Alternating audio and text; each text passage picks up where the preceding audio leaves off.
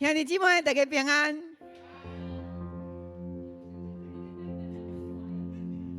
大家平安。我们很感谢主，第一场台语结束了，轮到我们华语场了。好，今天是待降节第几主日？第3了。那圣诞节是什么时候呢？下个礼拜。在这4个待降节的当中，我们要透过点烛来等候、期待耶稣的降生，好吗？我们预备我们的心情。这个时候，牧师要请我们最帅的信子长老来点烛。来，信子长老，我们还记得点燃第1根蜡烛代表的是什么的意义吗？代表的期待耶稣的降生。所以呢，在以色列百姓当中，因为在一个生活很辛苦，还有就是在政治的压迫之下，他们都期待有一个新生王，就是耶稣基督。再来第2根蜡烛所代表的就是预备，因为先知已经预言有一位耶稣基督要为你们而降生，所以呢民众就开始预备心里。第3根蜡烛呢，就是今天的第3主日，是一个宣布，是一个喜乐的日子。当我们知道神他透过先知来预言耶稣要在我们当中来降生，你相信吗？阿们。所以百姓就充满了期待，并且预备，而且宣告耶稣基督的降生要带来万民的喜乐。阿们。感谢主，让我们今天回到教会的敬拜，不是一个形式，而是一个出自于我们内里，我们对耶稣，我们对神的相信。因为我们的一切，我们的生命都是从基督的盼望而来。我们透过唱歌，我们透过敬拜，就是要把我们全人献给神。所以当我们敬拜的时候，我们完完全全的归于主。感谢主。这个时候请我们一同起立，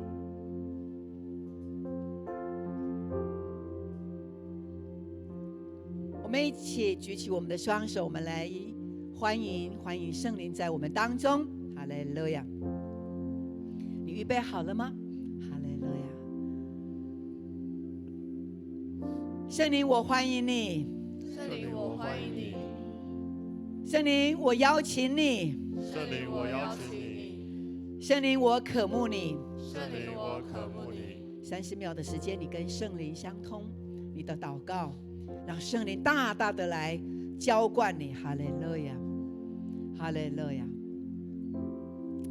哈利路亚，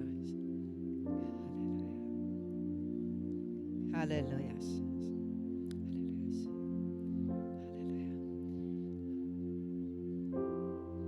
我们要用使徒信经，我们要来告白我们的信仰。来，大家请。我信上帝全能的父，创造天地的主。我信我主耶稣基督，上帝的独生子，因圣灵感孕，由童贞女玛利亚所生，在本丢彼拉多手下受难，被钉十字架，受死，埋葬，降在阴间。第3天从死人中复活，40天坐在全能父上帝的右边，将来必在那里降临，审判活人死人。我信圣灵，我信圣而公之教会，我信圣徒相通，我信罪得赦免，我信身体的复活，我信永生。阿们，阿们，阿们。我们来喊3次的哈利路亚，把我们一切的赞美都要归给耶和华。阿们吗？阿们。哈利路亚啦！3、2、1，来！哈利路亚，哈利路亚，哈利路亚！阿们，哈利路亚。是的，在这个待降节的当中，我们要大声的、喜乐的来赞美耶稣基督为我们而降生。阿们吗？阿们。为耶稣基督的降生，我们掌声感谢神在我们当中。哈利路亚，哈利路亚！让我们带着喜乐的心一起来赞美我们的神。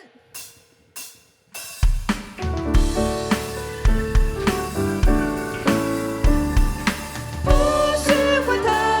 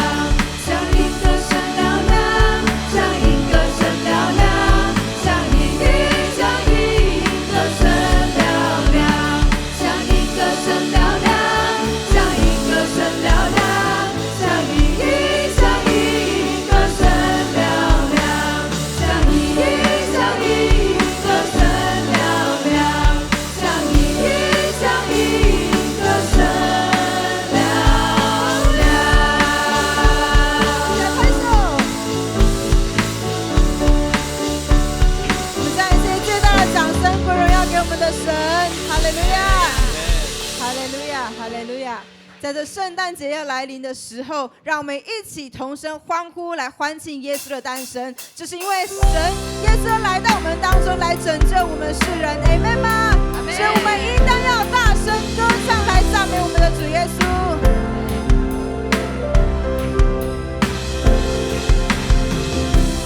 愿赞美充满每个家，愿喜乐充满我心，愿万物都尊崇耶稣，让我们献上祈求。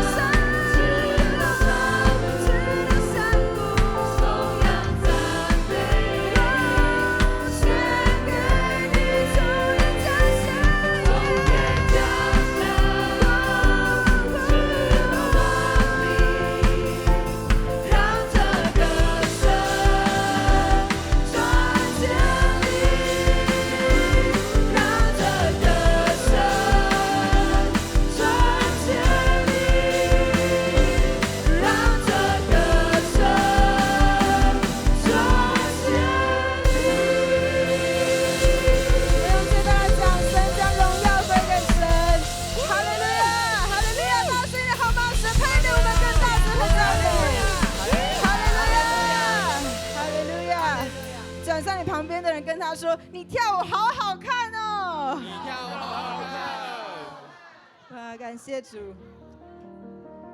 让我看见我们用舞蹈在赞美神的时候，我也看见天使在我们当中一同在赞美我们的上帝。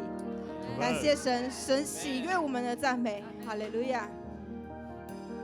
让我们再次敞开我们的手，高举我们的双手，我们一同来敬拜。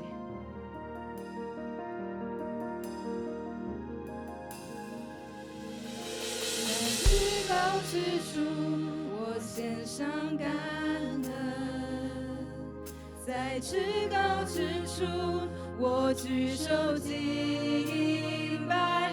天使天军同声赞美耶稣，最大的荣耀都归于你。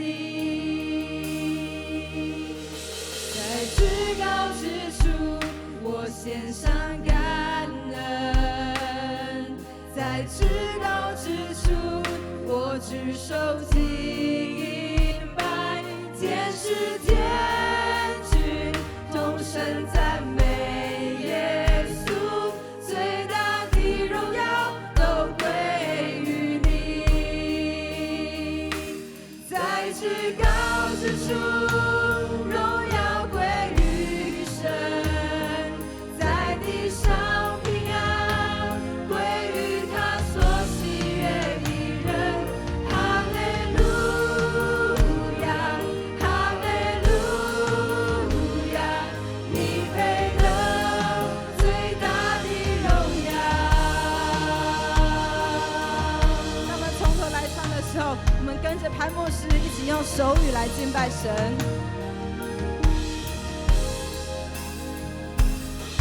在至高之处，我献上感恩；在至高之处，我举手敬拜。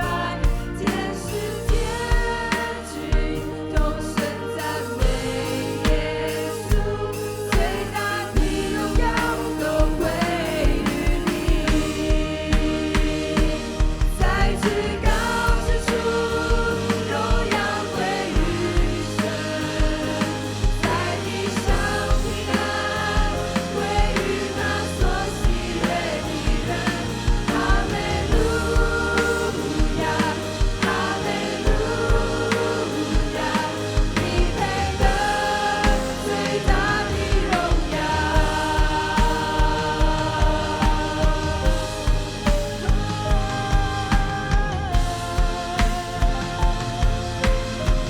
我赞美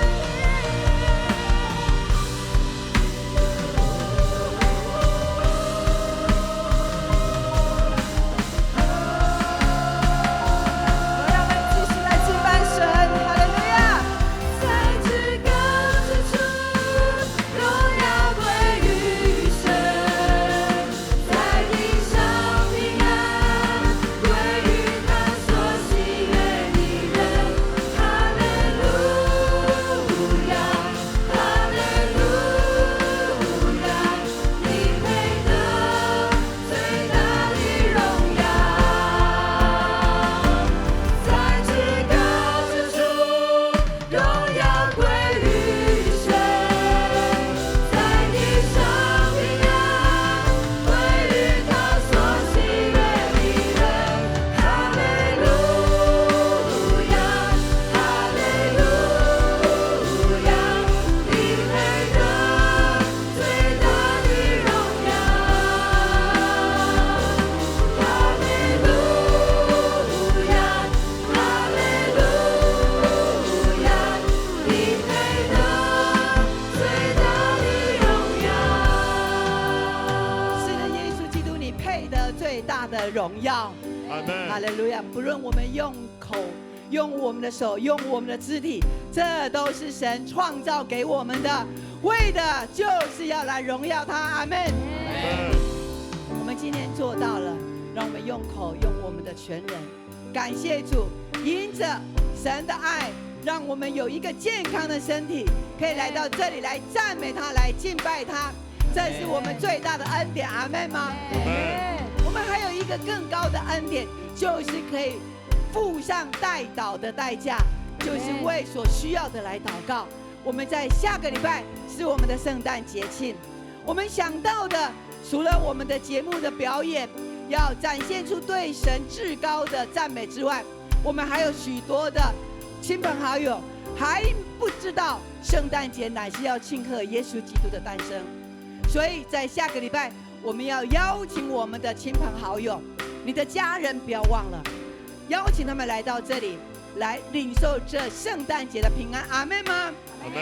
我们这个时候我们要来 RPG， 我们来为下个礼拜来祷告，求神引领更多人，感动更多人，让我们的庆典充满了荣耀。好，我们现在一个一个找一个来，我们要来 RPG， 会的来带不会的，两个，哈利路亚，哈利路亚，哈利路亚！祝你的灵、你的爱充满在这里。主啊，我们看见你是如此的恩待我们，哈利路亚，哈利路亚。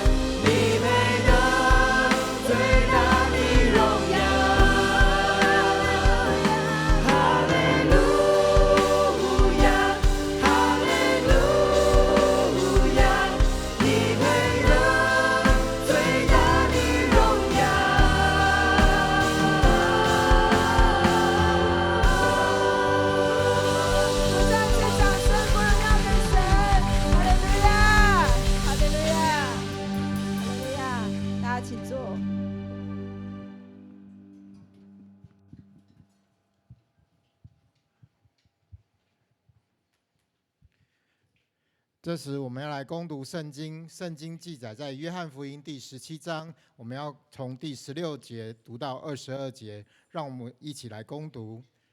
他们不属世界，正如我不属世界一样。求你用真理使他们成圣，你的道就是真理。你怎样差我到世上，我也照样差他们到世上。我为他们的缘故，使自己分别为圣，为要使他们也因真理成圣。我不但为这些人祈求，也为那些借着他们的话信我的人祈求，使他们都合而为一，正如父你在我里面，我在你里面，使他们也在我们里面，好让世人信是你差我来的。你所赐给我的荣耀，我已赐给他们，使他们合而为一，像我们合而为一。圣经攻读到此，愿上帝的话语成为我们随时的帮助。接下来要请本堂主任牧师周信荣牧师来讲道，他的题目是“论基督徒的自由，信与基督的联合”。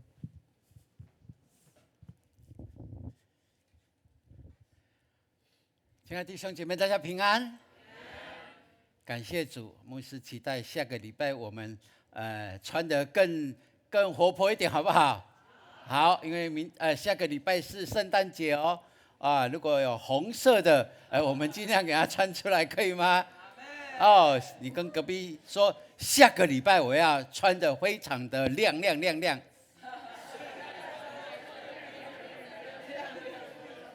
阿们。哇，今天我看有一些穿红色的来了，对不对？又有绿色的搭哈，真的很漂亮哈，感谢主。OK， 好，我们要一起来宣告喽。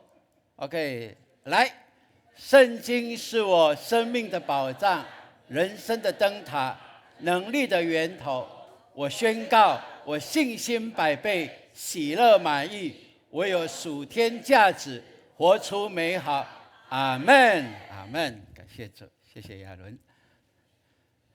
好，那今天我们透过这段经文，牧师要继续跟我们一起来探讨马丁路德他在写到《论基督徒自由》的第5篇就是他所提到的信与基督的联合当然，牧师也要继续来介绍也来让我们一起走我们在走德国这样的一个神学的探讨里面，当然今天可能我们看的听的会比较沉重一点，但是我们是有盼望的，阿们。跟隔壁说，我们大有盼望，来。因为这个礼拜是代降节的第3主日，是宣布跟喜乐。我们要宣布什么呢？我们要宣布耶稣基督他降世的好消息，圣诞的好消息，对不对？并且我们要活现出那福音带出的喜乐，让别人看见我们就知道我们是归属耶稣基督的，阿们。OK， 所以我们一起来读，来宣布圣诞佳音，分享圣诞喜乐，阿们。这个是这个礼拜，所以我们要邀约我们的亲朋好友，在下礼拜的10点，我们在这里聚集。当然，如果你要坐前面的位置，要坐在礼拜堂里面的，你可能9点半就要进来预备了哈，那是必要的一件事情。OK， 好，那牧师在介绍我们到德国马丁路德宗教改革之旅这是第1页的，第2页就跑到这里啊。那今天我们要特别谈到的一个非常让人心里很痛的一个地方哈，就是在奥格斯堡那边有一个地方叫做达好集中营，达好集中营那我很快的跟我们来介绍过哈。这是达好集中营的大门那里的纪念碑从这里我们就会进入到达好集中营。达好集中营是德国纳粹所建造的集中营的第1个集中营，因为这个集中营建造的，他们觉得非常的完善很完美整个步骤怎么样，他们觉得很棒，所以往后所有的集中营，不管在他们德国的、欧洲的其他地方，他们所占领的地方，大概还有15000个集中营，他们大概都用这个规格来设计哈，所以你就会了解这个集中营在当时是一个他们把它标准化的集中营的一个规格哈。那这个就是要进去哈，你当看到前面有一个门那里有个铁门哈，其实只有留一个很小的一个入口哈。当我们从那里进去以后，就会看到一大片的，这一大片都是集中营的腹地哈非常的广大在集中营是在1933年，这个集中营是大概是4月2号所搭建起来的哈。那我们大概可以看到有这样的一个情况，这是现场牧师摄影起来给大家看的哈。那当然，入口这个铁门那里，他用德文写的“工作使你得自由”，意思就是说你要透过工作让我觉得你是有价值的，好，那你就可以得自由。但是进到这里的工作有得自由吗？其实是不得自由的，甚至是要卖命送命的地方哈这是一个让我们觉得是非常惨痛的一个历史的经验哈。那这个路面呢？这个路面是沙石的路面所以你走路在上面，声音就很大声哈。孩子可以带到旁边去吗？好不好？这样会干扰到牧师讲道，对不起OK， 好，谢谢好，那就让我回想到牧师在大概30年前左右，有到北京城去到紫禁城到北京去到紫禁城，这个路面就跟这一样，都是小石头、碎石头，所以呢，你走在上面有没有声音？就很有声音那我想说，光天化日之下走在那里光明正大的是 OK 吗？其实是会有一些干扰的那最主要就是你在那里，人家都知道你在哪里，即便是月黑风高的日子，你依然会被发现哇，这个就是可以了解，当时候要进到那里的人想办法要逃离开是不容易的那整个集中营在德国以及他们所占领的国家，大概有12年之久。那这个地方呢，有12年，大概关了20万人，那其中有32000人左右在这里死亡所以当美军来占领这个地方、解放这个地方的时候，其实里面还有3万人被关在这里你看那个腹地这样子可以关3万人，我们就没有办法想象所以这是纳粹他们为了他们自己的所谓的理想，为了他们的手段所搭建的集中营好，那你就会看到在四周围都是有电网、有警卫塔，并且他们是可以随时开枪的。那有很多囚犯，他们受不了里面的生活他们有的甚至直接就往这个电网就是电网这样冲过去就会被宁可马上被电死在那里那有很多图片是看集体的被吊死的哇，或者是被毒打到死身体都被拔光哇这个惨不忍睹，我也不敢放那种相片给大家看真的是真的是那保留了2座的这个营房在那里，那整个打好集中营有32间这样的一个长条形的营房OK， 说住满的人里面真的是一个非人性的管理。你看牧师所站的地方，它是3层就是住了3层楼的他们3层楼是这样而且一个人就是一格。你想说欧洲人他们这么快这么大，都住在这么狭小的空间里面你就没有办法想象。我就给你看，在1933年的时候，大概住的是这样子大概是这样子。那也是3层这个1945年左右的相片你就发现哇，更多人都是挤在这非常拥挤的空间里面。好，那这里有一个地标有写30，对不对？就表示说这个一列这个布方一个长条形的潘牧师所站的地方，整个往右长条形的，这是第30座的营房。牧师有说它整个有32座哈。除了营房以外，还有一个地方叫做火葬场。好，那火葬场里面还有规划了所谓的这个毒气房。其实等一下会看到相片，还有那个化学的实验房。那个实验房是什么？就是他们把这些患人当作老鼠、白老鼠这样直接注射，让他们看他们的反应怎么样哈。哇，真的是很惨不忍睹的一个地方哈。那这张图是左边那个是旧的火葬场，他们还盖了新的火葬场哈，都是当时候留下来的不是新的都是2次大战之前的他们所盖的。那这个你看，那你可以想象吗？当时候在1930到1945年这期间，整个全世界的犹太人大概是1500万的犹太人。那住在欧洲的大概有900万的犹太人，但是被杀的是600万意思就是说，住在欧洲的被希特勒杀死的有2/3的人，犹太人。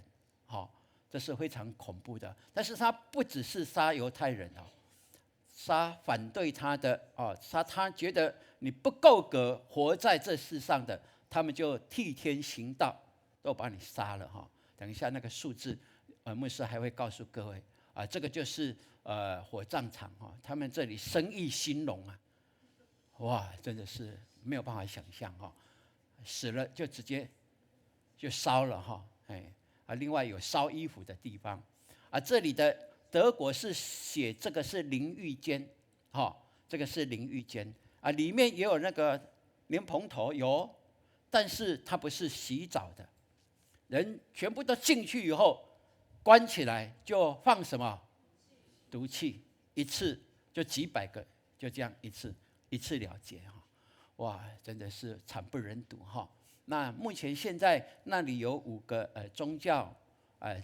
为了纪念，也为了警惕，也为这一些过世的人来祷告。他们那里有东正教的教堂，因为苏俄当时候也是在攻击德国的所以很多这些阿兵哥都被抓然后在这里被枪杀吊死的许多很多所以这里有东正教的教堂，那也有天主教的教堂也有天主教的教堂当然还有天主教的修道院也在里面那也有基督教的教堂对我们有去这个教堂取名为和解礼拜堂。那在那个他们所设计的一个艺术家设计的这个十字架，这是十字架对，牧师刻意用一个角度把玫瑰花跟十字架拍摄起来那这个十字架是一个什么样扭曲的十字架，在表达他们的心境那要到火葬场的左边牧师看到有一个铜像到底铜像是什么？我有照相回来，但是德文我看不懂所以我回来就给他查一下原来他是写的向死者致敬，向生者致敬跟提醒，他在做提醒人类的一件非常重要的事情好，那这就是阿道夫·希特勒他在1889年4月20号，然后在1945年4月30号，他来自杀身亡他来自杀。那从这里我们就求神让我们来了解我们都知道他做的这种事情是人神共愤的一件事情，但为什么当时候他可以这样唯唯作歹，没有被喝止，有反对的势力，但是都没有办法把它推翻，因为他用糖衣来包了这个毒药，这是撒旦的作为，对不对？撒旦不止在那个时代有这样的做，在伊甸园就开始了，有没有？上帝启示说不能摸吗？就吃看看吗？上帝也许你吃了就可以跟上帝一样有智慧啊，对不对？哇，包着一个糖衣的毒药，然后夏娃就怎么样？顺手摸看看咯，看起来是甜美的、美好的，就顺手试看看。这就是撒旦的作为，撒旦的伎俩，如今也还在我们当中在作为。所以我们求神帮助我们，看过这些历史的时候，警戒这历史的大事件，但是也反映在我们每一天生活里面，包括你的工作场合、你的家、你的学校，我们都会有这样面对恶者的一个伎俩的挑战跟诱惑。所以愿神给我们牧师走过这些，也特别今天把打好的集中营这些相片给我们看，牧师等一下还会跟我们一起来思考、来分享。然而在这其中，我们要谈到的就是马丁路德他所提的，他说信的第三个无可比拟的好处，就是信将心灵与基督可以联合，就像新妇跟新郎联合一样。他把圣经这一段经文，他的诠释的非常的妙，对我们基督徒来讲是一个很棒的一个祝福圣经就告诉我们为这缘故，人要离开父母，与妻子联合，二人成为一体，这是极大的奥秘。但我是指的基督和教会说的。所以因为这是一个极大的奥秘的联合，所以基督与人的灵就成为一体了。那他说，若是一体，就成了真正婚姻的一个结合，也成为一切婚姻中最美满的、最完善的一个榜样。他在马丁路德在表达这个的时候，可以给我们了解说，他说这种是一种灵性上的婚姻关系，是可以成为肉体夫妻关系的最好的一个榜样，可以来学习而他也明白地告诉我们，就像耶稣在离世之前对天父所祷告的。我们一起来读这段经文来：你怎样差我到世上，我照样差他们到世上。我为他们的缘故，自己分别为圣，叫他们也因真理成圣。约翰福音17章18到19节，这是耶稣基督跟父神求的。所以从这里我们来了解，这个是我们整个基督徒灵命提升的一个关键跟奥秘的地方。如果我们越了解基督跟我的关系，跟基督徒跟教会的关系是这么的密切，是在灵里面就像一个夫妻关系的这样一个很完美的夫妻关系，那叫我们能够更明白我们是如何是属基督的我们就可以宣告：我有基督，基督有我。阿们。我们一起来宣告好不好？来，我有基督，基督有我。阿们。这是一个非常重要的，我们要确信的一件事情那牧师在这里也要提到，到底纳粹大屠杀它的背后的动机是在哪里？就是纳粹他们用谁可以活，谁可以需要该死来评价的一个关键一个意念，就是说，那不值得活的生命就应该被铲除掉。所谓不值得活的生命，他们怎么样来定义呢？就是一个没有生命权的人种这是劣等的民族。他们特别对吉普赛人，对那些罹患重罪的，他们觉得吉普赛人他们很奇怪，他们应该不属于这世界的，应该是要被除灭的。而且那一些犯重的罪的是社会的负担那应该他要提早离开这个社会，他不要再那什么拖垮这个社会啊，而且那重症不治的人也是一样，而且那体格比较不好的，他没有工作能力的，那他活着就是累赘，他应该怎样被铲除？哇！如果在他们的世界里面，可能我太小哈，也可能也会被抓去哦。看我工作力不好就杀了，就省下每一餐都省下一碗，那他们就觉得那是值得的，这是他们的想法，以至于后来就是他们要想办法把犹太人全部杀掉。这背后还有一些的动机跟要一些他们所执着的哈。那我就在想，怎么一个人他可以容许自己成为一个杀人魔？他背后成长过程到底是怎么样？我去给他了解。原来他年轻的时候他是很喜欢画画的，好，然后他喜欢画画，他就到维也纳去，他一心想要的就是进去维也纳的艺术大学。那以他自己的自我的肯定，他所画的他觉得是没问题的，所以呢，他们那里考试就像我们现在要先交作品，好，作品交上去，通过了。那第二个就是考试嘛，结果放榜的时候他落榜，他没有考上。哇，他一时很沮丧，但是又不敢跟父母讲，他还是留在维也纳哦。那因为他有他的叔叔伯伯支付他钱，帮助他，所以他在那里生活 OK 的，没问题啊。因此他也过着一个糜烂的生活。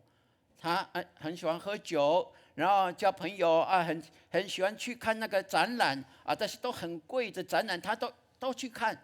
他迷恋在这一切，然而他忘了他明年还要考试，所以隔年他考试的时候，哇！他本来跟他一个很好的朋友住在一起，然后整个一夜一夕之间，他的整个性情就变了。他朋友也不晓得，他也没讲，然后他朋友只好就跟着半夜就搬离开，不想跟他在一起。后来才知道说，因为他再次的落榜，因为他连该那个作品都没有被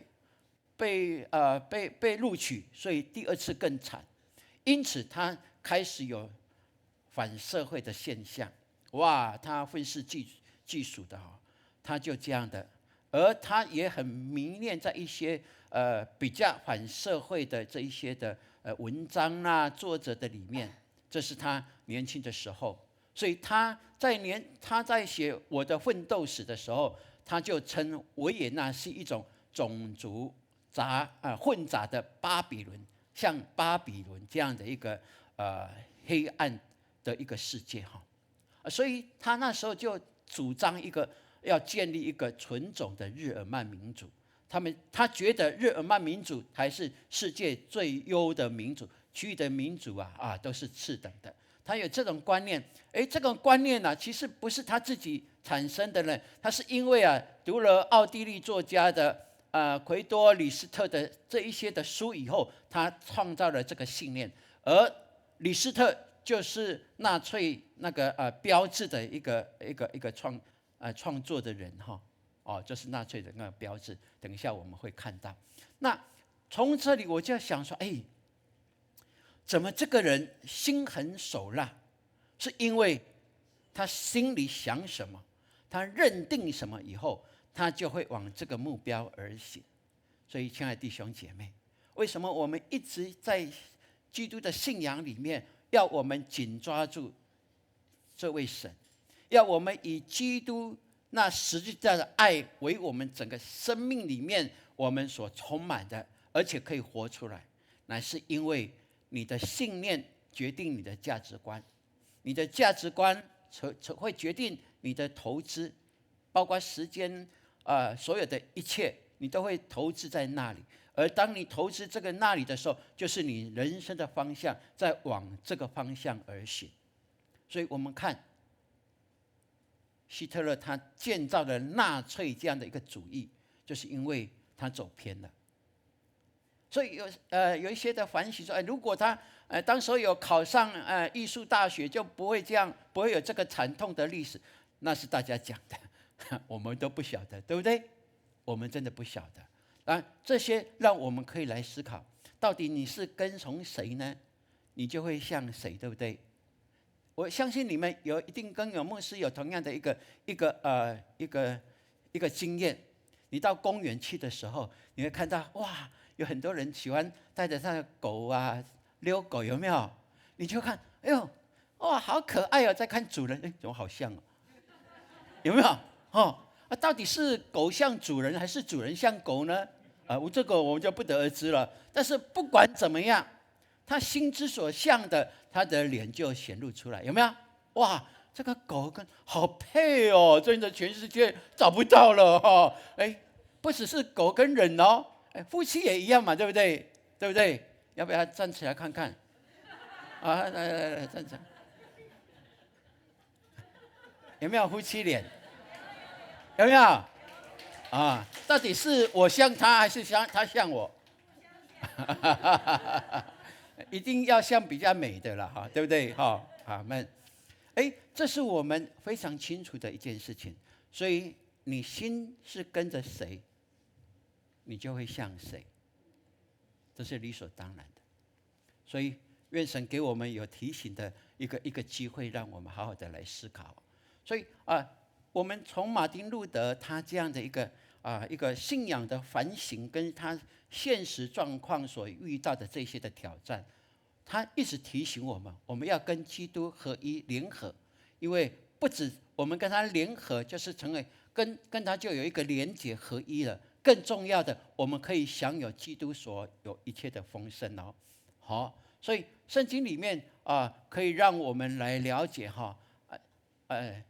耶稣继续说：“你父在我里面。”他祷告继续说：“你父在我里面，我在你里面，使他们也在我们里面，叫世人可以信你差了我来。”耶稣跟神求这件事情，期盼他与神的连结也可以成为我们一个最好的典范。他有说：“你所赐给我的荣耀，我已赐给他们，使他们合而为一，像我们合而为一一样哦。”在约翰福音17章里面我们所读的这个在说告诉我们什么呢？他说我们能够合而为一，因为我们可以有榜样可以学，而当我们合而为一的时候，所带出的力量，就是可以神一切的丰盛在我们当中彰显出来。其实很简单嘛，你看任何的团体，一个团体，不管它的团体是什么，如果是合一的团体，它团体所展现出的能量、力量是大的，对不对？如果这个团体没有合一，四分五裂，这个团体有很多的角头，有没有？要互相的彼此的勾心斗角的这个一定是怎么样？散漫的，是没有能力的，对，没有影响力的，这是理所当然。而我们教会之所以可以呈现基督的荣耀，可以展现福音的大能，是因为我们在基督里面是合一的，对不对？你的家也是一样啊。如果你的家人、夫妻的关系、亲子的关系不好的话，你觉得隔壁的人会羡慕你的家吗？即便你坐拥在上亿的豪宅里面，又怎么样？对不对？但是如果你们是合一的，彼此相爱的，那个家的温暖是让人看了会流口水的，这是理所当然的一件事情。所以路子就告诉我们说，所以凡信的人就可以拿基督所有的来自夸，并且仿佛就是他的。凡他心里所有的，基督也认为是他的。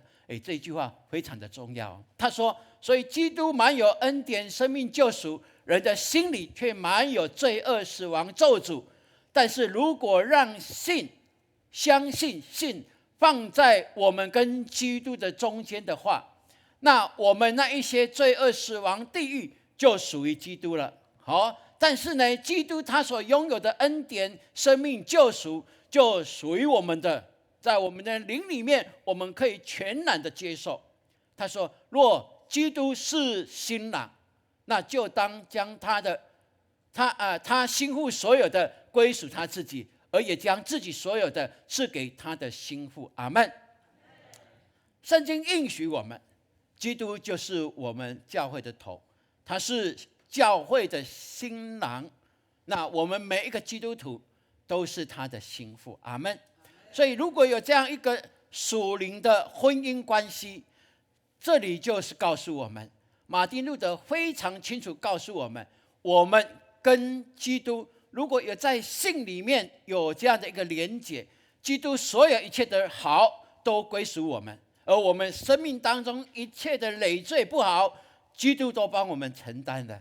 当我看到这里的时候，我就想到，在我们的信仰所谓神学里面有一句话叫做神圣的交换，叫做神圣的交换。这等马丁路德所说的，其实就是在我们神学里面所谈的神圣的交换。那什么时候会有神圣的交换呢？记得从你信开始，并且从你每一天的相信，就会有所谓产生神圣的交换。那好不好？当我们祷告神的时候，你要相信，你祷告里面是因为你信才祷告，而你信的时候，祷告的时候，这个时刻就有神圣的交换。这个神圣的交换就是基督一切的荣耀、能力、健康、喜乐、富足都会换给你，而你那一些软弱、生病、不好的一切，所有负面的、不祝福的一切，就会换给谁？基督耶稣。阿们。所以你今天来，还会把这一些累赘带回家吗？重担带回家吗？不，今天这个时刻就是一个神圣的交换的时刻，而且你要相信，是每个时刻你仰望基督，想到十字架，想到上帝的爱的时候，就有一个神圣的交换要产生，并且你要阿们阿们阿们，确信这已经成就了。那好不好？太棒了！这就是我们的信仰。我们的信仰不是放在头脑，不是放在口里的，我们是放在心里，而且用行动表达出这神圣的交换，都在你我每时每刻都可以产生。所以感谢主，因为圣经就如此告诉我们啦，说我们一起来读来，神使那无罪的替我们成为罪，好叫我们在他里面成为神的义，对不对？这是不是神圣的交换？看见吗？这是神应许的。不但这样哦，在旧约先知以赛亚，他就有这样呢。我们一起来读来：是华冠与喜安悲哀的人代替灰尘，喜乐油代替赞美衣，代替忧伤之灵，使他们称为公义树，是耶和华所栽的，叫他得荣耀。以赛亚书61章，这是不是神圣的交换？阿们。所以你要相信，当你哀愁的时候，你祷告神，神就把你的灰尘抖掉，他要给你荣耀的冠冕戴在你的头上。当你求他的时候，你悲哀的会除去，因为喜乐油要膏抹你。棒不棒？太棒了！你要穿上赞美的衣，代替你忧伤的灵。所以那赞美的衣是穿上的，是穿上的，是神界的耶稣基督复辟给你的。这是我们所相信的，这神圣的交换，不管在旧约、在新约，到现在你我在牧师身上，我们每天都在经历，棒不棒？这就是救恩，就是白白的恩典所给予给我们的确信跟行动跟结果出来。所以我们感谢主。所以讲更简单一点，就是牧师所写的，我们一起来读来：在基督里，坏东西离开，好东西进来，容不容易？太容易了。你跟隔壁说这句话来：在基督里，哇，牧师所谈的这个坏东西呀、你知道坏东西吗？啊，拍咪呀呢？拍咪呀，有包括什么临界的，对不对？对呀、太好了，讲的非常简单，但是是非常有意义的，在提醒我们，并且在祝福我们。所以牧师看到这样一个惨痛的历史，在第二次世界大战之前的发生，到第二次世界大战的那个结果，我就去思考，去了解整个历史，真正引发这场大屠杀的原因是什么？因为当时候在大概1918年左右啊，整个欧洲的经济就大垮，很萧条，然后很重创德国，所以呢，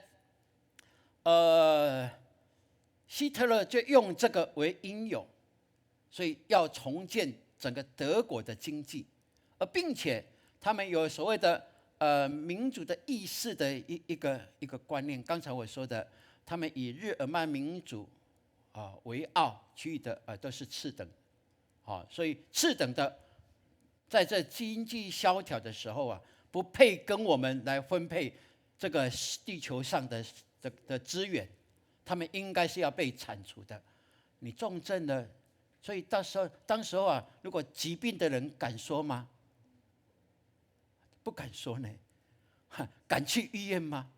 你去医院刚好就直接用火车载到那个豪达集中营去呢，哇，非常恐怖的一件事情哈。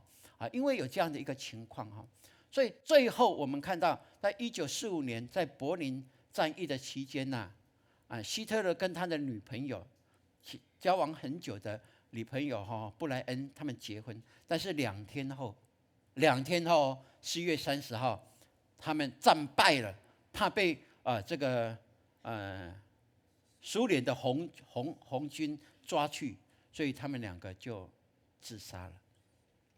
这是他们最后的一个结果是这样啊。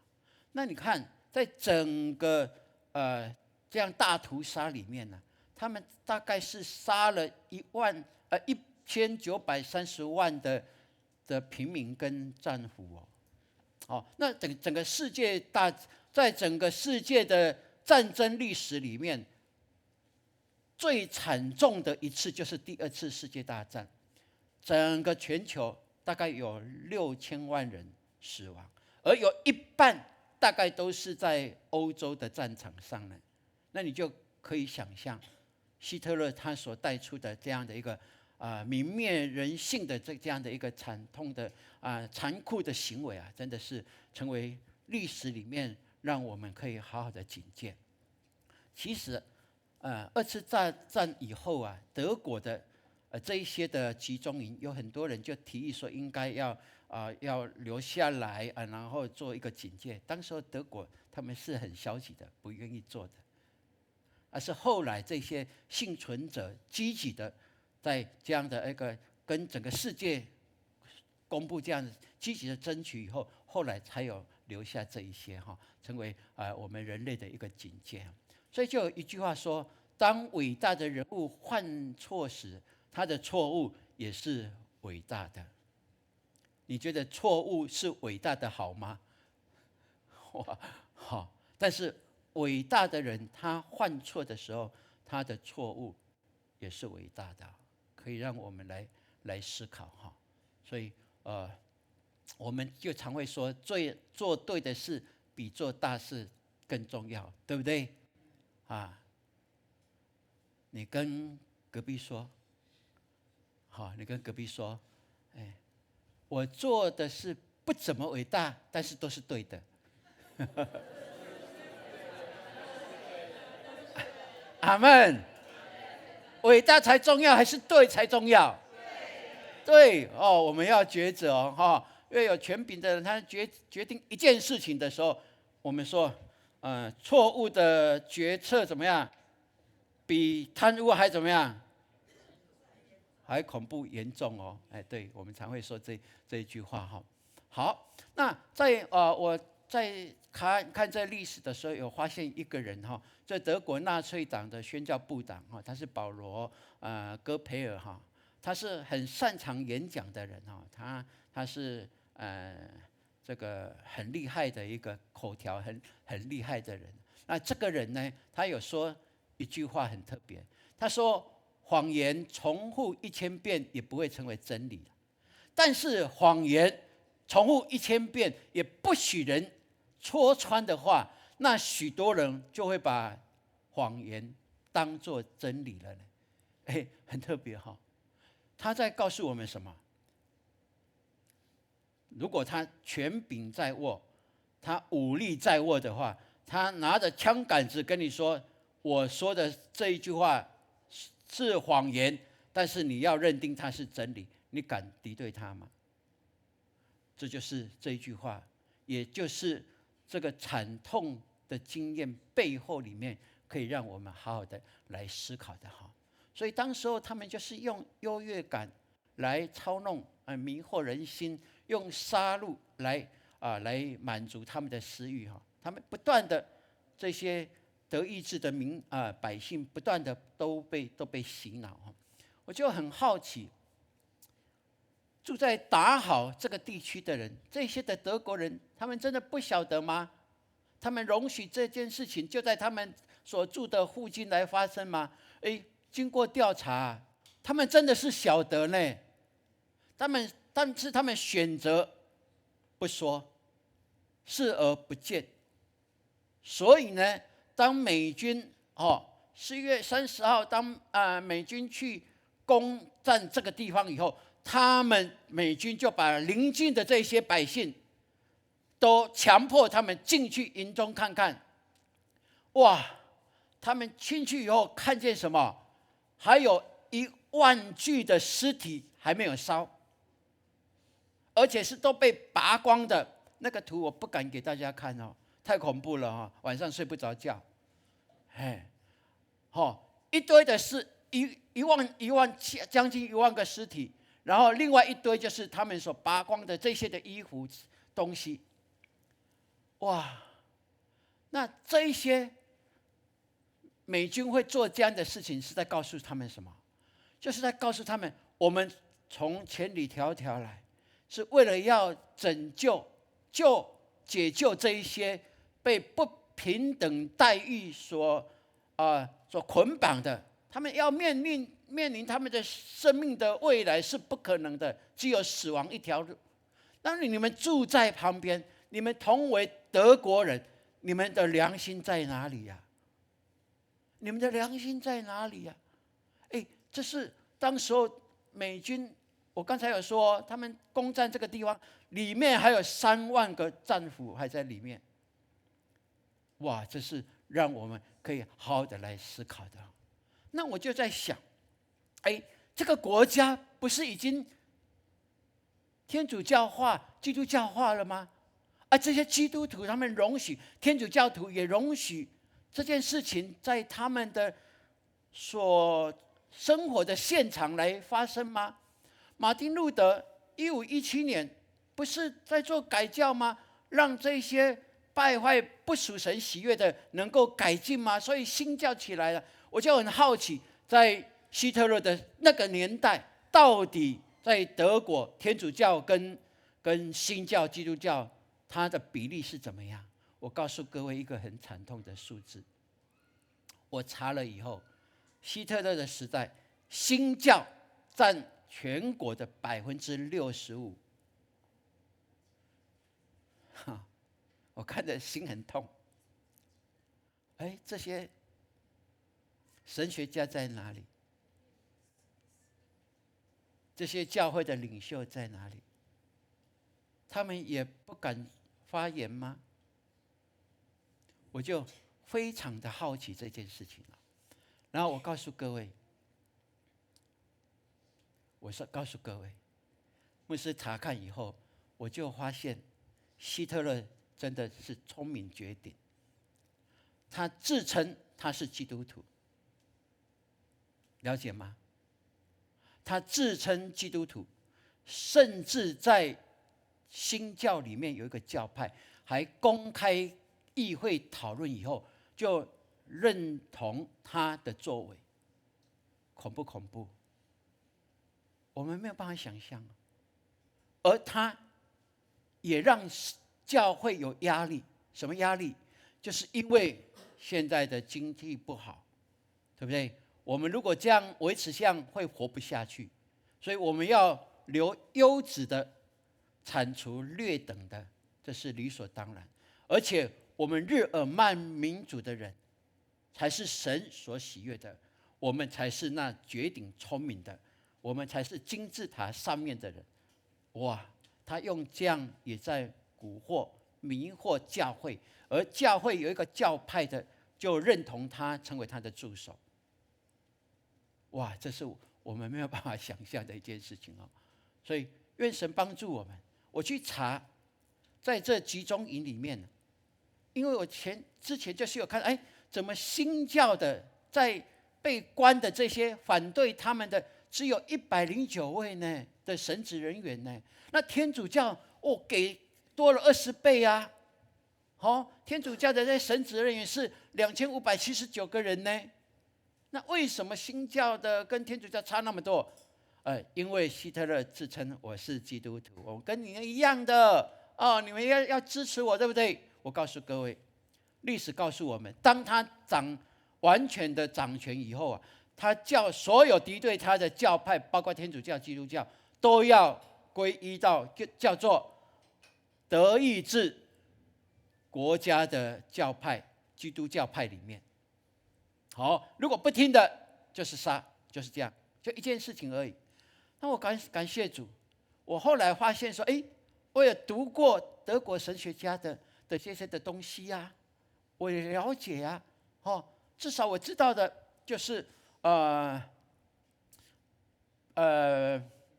保罗田利克，哇，他是一个神学家，就是当时这个时代的然后我发现他后来他逃离了，因为他知道性命危险，有人帮助他逃离去到美国，然后呢，他就一直就留在美国。他的神学是被世界所肯定的，因为他也在这个背景里面有做很多的反省。然而他也在反省自己说对，他当时只对神学信仰这篇做反省，他没有站在政治这个方面大力的批判，他没有。他后来也反省自己。而另外一位就是潘霍华，潘霍华神学家，他很大力的来批判并且他的朋友还组反抗军，想办法要叛变这个希特勒。然而他们被抓了，相对的潘霍华也被抓。他在1945年3月的时候被抓，到4月9号他被枪决。那21天以后，希特勒他们夫妻自杀了。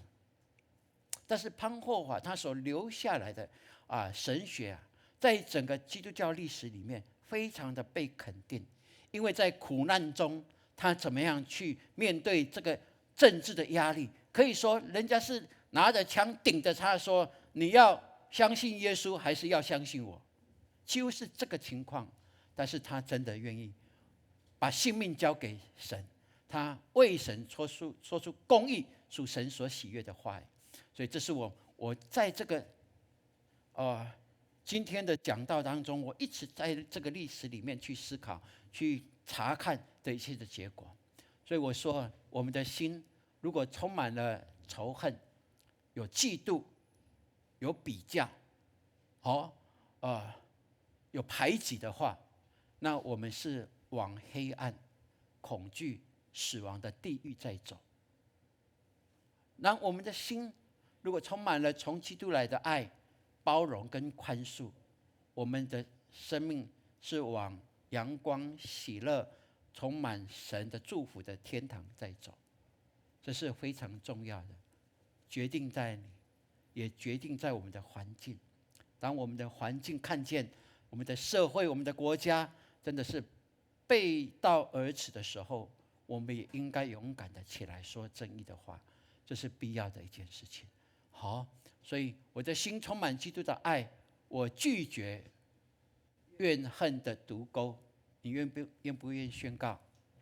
好，怨恨的毒钩，那是毒钩哦，你只要被勾住就拔不掉咯。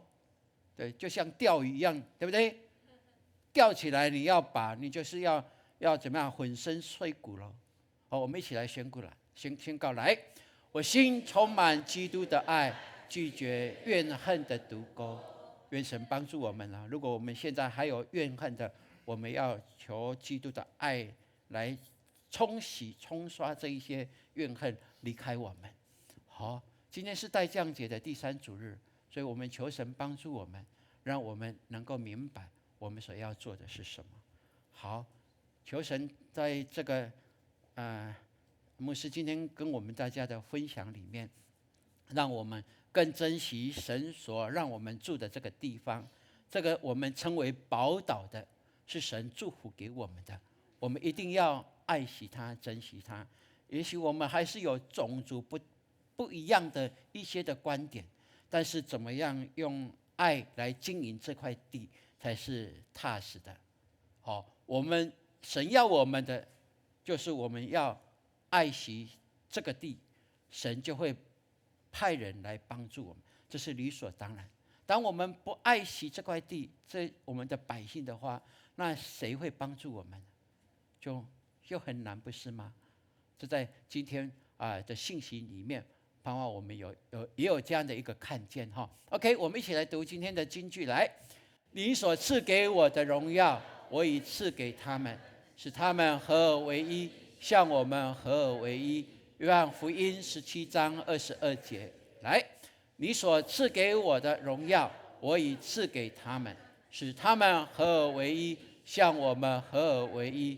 约翰福音17章22节。对，愿神帮助我们，在待降节的时候，我们是传好信息、报佳音的人，对不对？让我们有这样的一个行动，并且让我们邀约下个礼拜是我们的圣诞节的节庆，让我们更多的弟兄姐妹在这里一起来把荣耀颂赞归给他。我们也许也有一些过去不为人知的这些案历史，但是我们也相信基督的宝血可以洗净，可以遮盖，对不对？神圣的交换有没有？不要忘了哦，这神圣的交换在你心里面，必然每一个时刻都会成就。阿们。不属神的，基督承担了，基督的荣耀、祝福都在基督里面赐福给我们，因为我们跟他合一了。阿们。也会愿我们弟兄姐妹在教会里面，我们是合一的，合一带出的力量是逾越个人的，因为是从神而来的祝福。阿们。OK， 我们现在起立，我们一起来唱这首诗歌。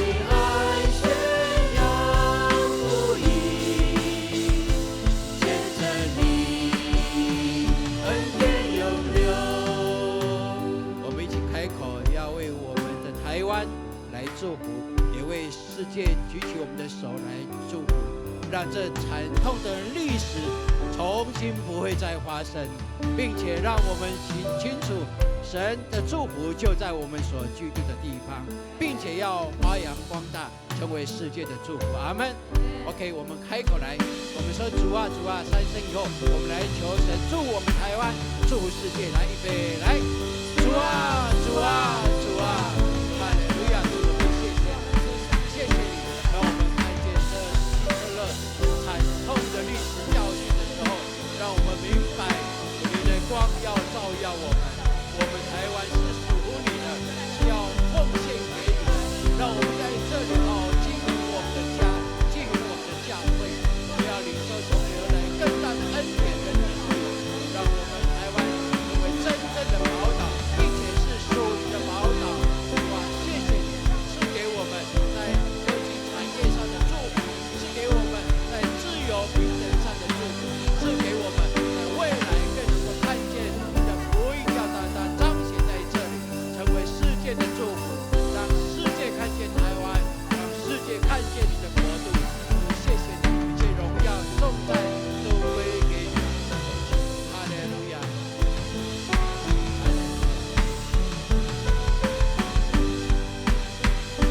我愿意献上自己，荣耀你尽心尽力。我心爱宣扬福音，见证你恩典永留。我心爱宣扬福音，见证你恩典永留。我们把荣耀颂赞都归给我们的神。哈利路亚，哈利路亚，哈利路亚。弟兄姐妹，请坐。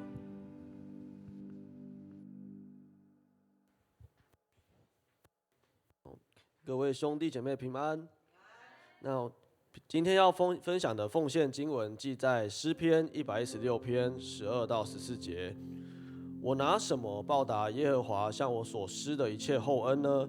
我要举起救恩的杯，称扬耶和华的名。我要在他众民面前向耶和华还我的愿。这是大卫的诗，他一生中他不断地数算神的恩典，并且问：我可以拿什么来报答耶和华所赐予我的厚恩呢？在大卫掌权的时候，他用行动回应了上帝的恩典。他将耶和华的约柜抬回耶路撒冷，并在众人面前欢喜跳舞。他也在他儿子押沙龙叛乱平息后，献上燔祭跟平安祭。在国家太平的时候，他甚至起意要为耶和华建造殿宇，虽然神没有叫他这样子做。回应上帝的恩典的方式有很多，包括敬拜赞美、教会的服事、家庭祭坛的建立，甚至是职场的服事等等，当然也包括奉献。今天我想鼓励在座的弟兄姐妹们，时常数算神的恩典，随处存着感恩的心，就像我们对父母养育之恩心存感激。也许他们不需要我们有什么样的回报，但我们仍会用实际的行动表达感谢。同样的，当我们数算神的恩典的时候，愿我们也用甘心乐意的奉献来回应神的救恩与爱。愿大家在生命当中不断经历神的恩典，并且以甘心乐意的奉献回应他。阿们。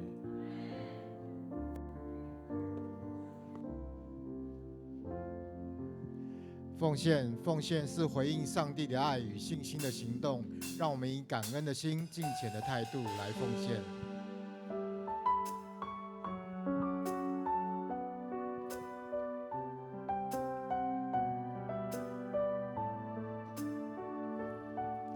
开始奉献。今日到主施恩座前，谦卑领受生命丰泉，神灵触摸，重新的力，报答主恩，诚心所愿，甘心乐意，全心全意，一切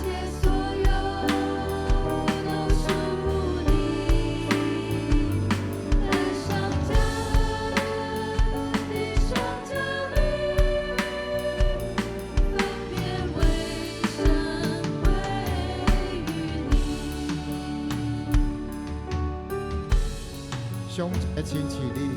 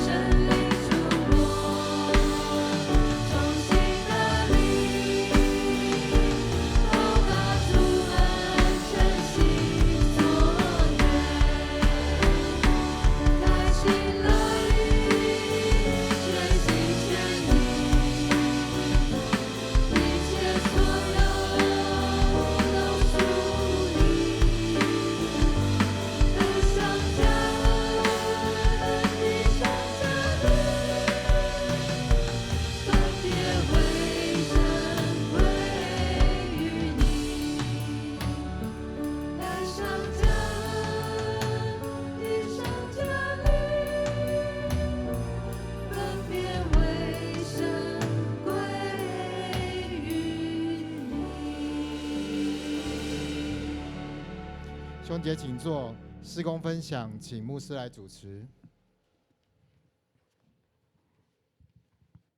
感谢主，让我们在这个世代，并且呢，让我们生活在这个土地上面，是享受在神的平安里面。仍然有许多的不完全，但是透过牧师今天对我们的教导，神正在提醒我们，要时常为我们所住的土地来祷告，为这地上的百姓来祷告，因为福分呢，不是白白来的，乃是要透过我们相信神，行在他的真理当中。阿们吗？牧师相信我们的 RPG 的祷告，这就是一个为百姓、为世界祷告一个非常有力的一个关键。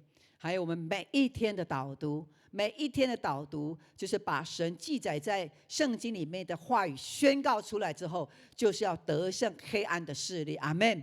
所以 RPG 跟导读它是这样的一个重要，这是一个奥秘。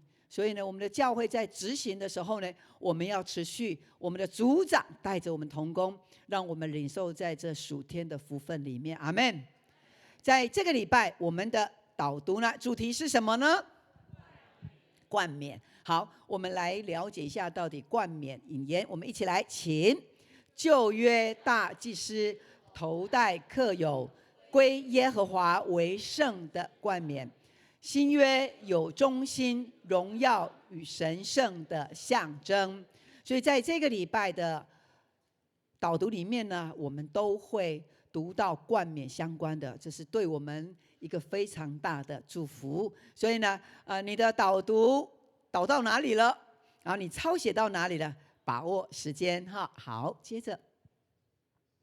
昨天是我们的长职探访大队呢出勤，然后呢，到了各个家庭特别是在一些的年长者，因为身体的健康没有办法来到教会，所以呢，我们就利用在这个圣诞节的前夕呢，我们去探访他们，每一个弟兄姐妹心里面都非常的喜悦。我们在那里跟他们唱圣诞歌跟他们分享教会弟兄姐妹对他们的思念。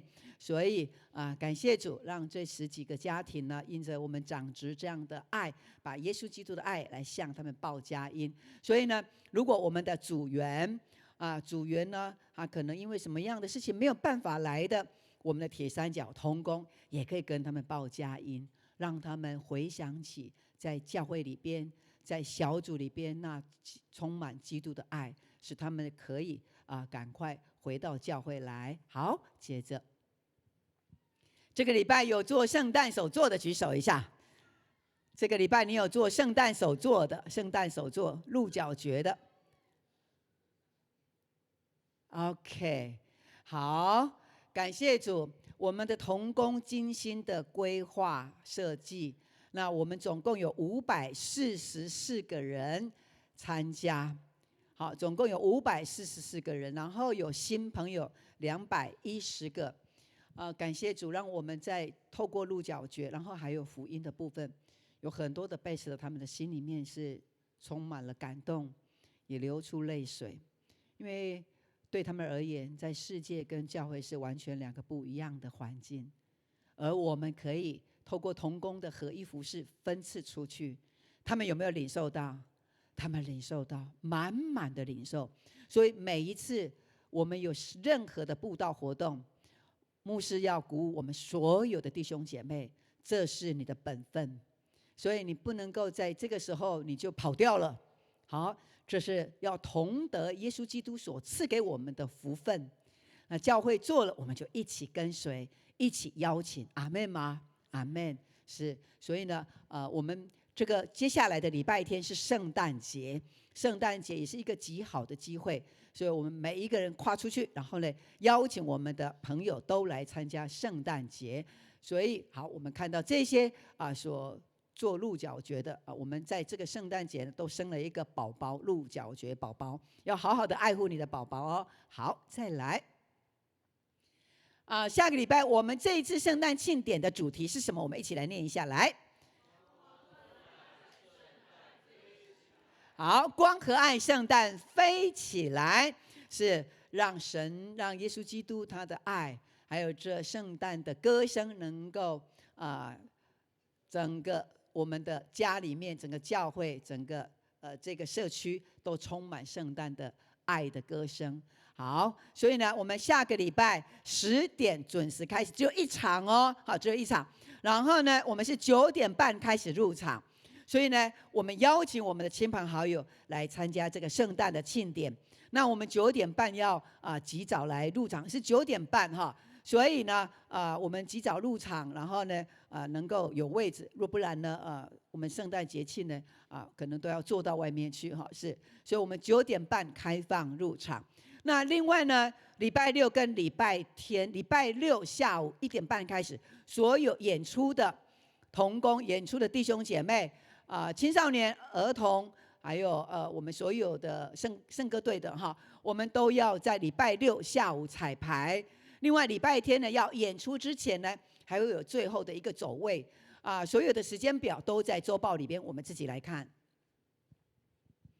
好，另外呢，现在在楼上呢，如火如荼的正在做餐盒，因为呢，这是我们儿童牧区呢，他们所举办的圣诞欢乐派对，那正在进行哈，所以楼上呢挤满了将近100个人哈，是，所以呢，这是我们为亲子、为家庭所设计的，这也代表着教会愿意分享耶稣基督的爱，用各样恩惠的方式，就是要让人来认识耶稣基督。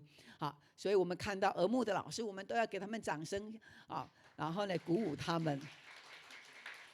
他们现在没有在这里如果你们看到他们，真的要跟他们谢谢，为了我们的孩子，为了我们的下一代，他们真的是竭尽心力的来预备哈，非常棒。所以如果你的孩子没有来，那是你的亏损哦哈。所以你的孙子、你的孩子都要把他带来，青少年带来儿童牧区。好，接着好。那我们礼拜六呢，我们的儿牧还有青少年呢，他们在这中正路上呢，会有快闪的报佳音所以呢，我们感谢主哈。那我们如果弟兄姐妹，你也很愿意要来报佳音的，你也可以来加入他们。当他们在报佳音唱歌的时候呢，我们其他的人可以开始发圣诞卡片让他们知道永光教会来宣传我们的教会。好，那有这些的事工迎宾还有关怀部的会议呢我们来留意时间，等一下你们要召开。好，接着好，另外呢已经到年底了，所以呢我们财务部呢都要关账。那我们今天在周报里面呢，我们有看到我们的奉献。好，在周报里面呢，我们有看到有夹这一张的圣诞节的庆典的奉献。所以呢如果你的心里面呢为这圣诞节，你愿意摆上一些你的金钱，你可以把它放在这个奉献袋里边来感恩的奉献。好，所以呢，如果在今年你的奉献呢，你想要在这最后时刻，在这个12月份摆上你的奉献，我们把握这个时间，我们29号就关账，所有的单位你要申请要请款的也都要要完成，还有我们的各个小组，我们呢都要核销完毕，并且呢剩下的金额我们都缴回财务部。我们每一个小组我们都归零，然后我们新的一年我们再重新开始哈。好，然后我们的事工报告、财务决算表也要交给我们的行政干事。好，那另外呢我们等一下结束的时候呢我们会送一张这个我们的这个叫什么呢？静电贴，静电贴，哈哈。静电贴，那你可以贴在你想贴的地方OK， 好，那结束的时候呢，我们可以到外面，每一个人可以领一份。好，另外，好，那我们常常在我们的网络上面连结，然后宣传我们的教会。好，看一下你隔壁的人，看一下隔壁的，你跟他说下个礼拜10点礼拜。阿们，阿们。好，请我们一同起立，我们要彼此来祝福。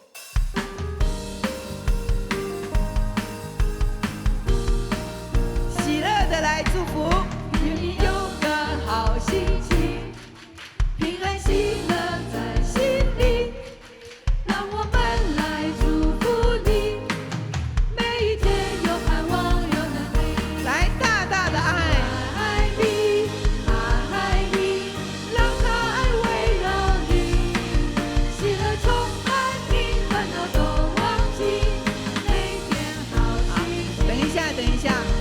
看到耶稣爱你，哪有人这样？耶稣爱你，耶稣爱你。不对，要看人，好不好？好，我们再来，耶稣爱你哦。然后看人，然后充满喜乐，来，耶稣爱你，爱你，让爱围绕你，向左向右，爱你，烦恼都忘记，每天好心，更大的 smile， 爱你。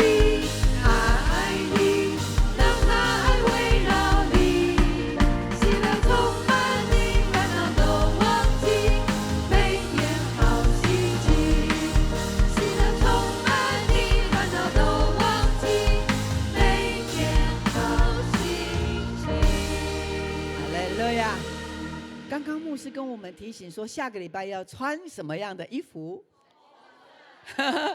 红色的，戴红帽，反正呢有圣诞气氛的，你都可以把它带来，好不好？你也可以穿圣诞老婆婆装，如果你有的话一起庆贺。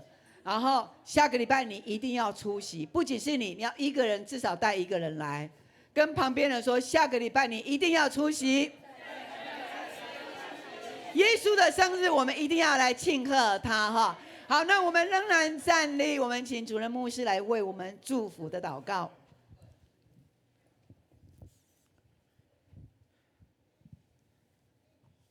愿耶稣基督他降生的喜乐，透过我们穿着亮的，更让我们的口甜心甜的，让我们充满了喜乐，叫人看见你的降临是带来祝福，带来温暖，带来医治跟救赎，从今直到永永远远。阿们。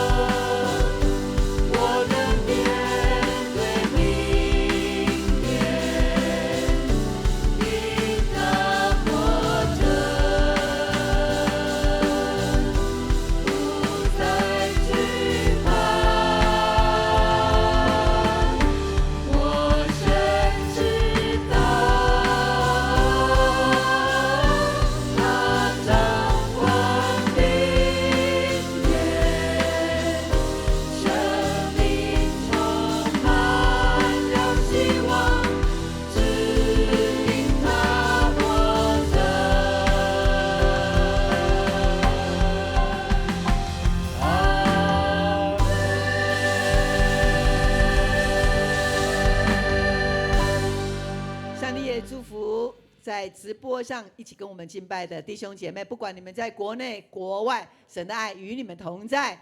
弟兄姐妹，大家平安。平安。下个礼拜10点见，9点半进场，大家请坐。